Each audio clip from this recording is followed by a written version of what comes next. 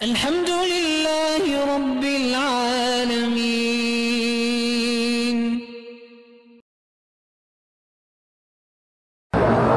کہتے جی میرے چند رشتہ دار جو ہیں میرے دشمن بن گئے ہیں، بہتر تو میرا بھائی یہی ہوتا ہے کہ ان کے لیے دعا کریں کہ اللہ قادر ہے ان کے دلوں کے اندر رحم ڈال دے اور تیرا دوست بنا دے۔ ورنہ حدیث مبارک میں جو وظیفہ ہے وہ یہی ہے کہ اللہم انا نجعلک فی نحورہم ونعوذ بک من شرورہم۔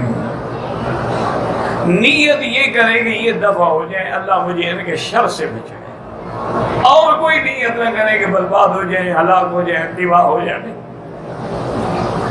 اللہم اکفناہم بما شئت کیف شئت اکفنا شرہم۔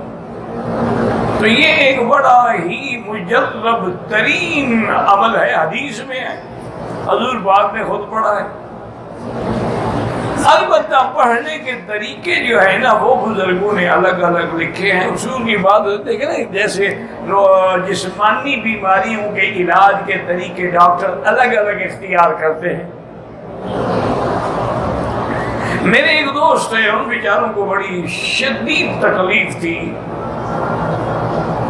تو انہوں نے یعنی پاکستان میں انڈیا میں کوئی جگہ نہیں چھوڑی، علاج کرایا، کوئی فائدہ نہیں ہوا۔ پھر وہ گئے امریکہ، وہاں جب گئے تو انہوں نے ان کے سارے چیک اپ دوبارہ کیے، چونکہ وہ کسی کی نہیں مانتے۔ آپ پہلے نتیجے لے جائیں نا لیبارٹریز وغیرہ کے، وہ نہیں مانتے۔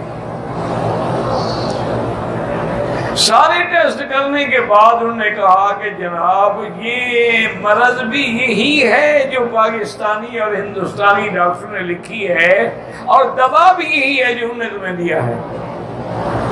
فقط ڈوز کا فرق ہے، وہ تمہیں صحیح ڈوز استعمال نہیں کرا سکے کہ خوراک کا ہونی چاہیے۔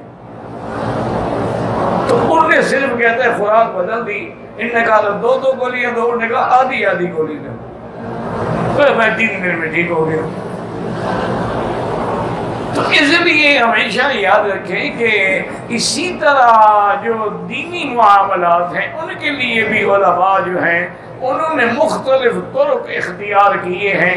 بعض فرماتے ہیں کہ آدمی تنہائی میں بیٹھ کر 41 دفعہ یہ پڑھے کہ اللہم انا نجعلک فی نحورہم ونعوذ بک من شرورہم، اور تصور بھی ہو۔ اصل بات یہ ہوتی ہے، اس لیے ہمارے جو وظیفے ہیں نا وہ اثر نہیں کرتے کہ ارتکاز کامل نہیں ہوتا، اور جب تک ارتکاز نہیں ہوگا، تصور کامل نہیں ہوگا، اصل میں کچھ بھی نہیں ہوگا۔ تو یہ تو حدیث کا وظیفہ ہے ماشاءاللہ۔ جیسے ہر جمعہ کے دن سورۃ الکہف پڑھی جائے تو اللہ دجال کے فتنے سے محفوظ فرماتے ہیں، اس کے لیے قیامت میں نور ہوگا۔ تو جو سورت دجال کے فتنے کو روک دے، چھوٹے چھوٹے دجال کیا کریں گے؟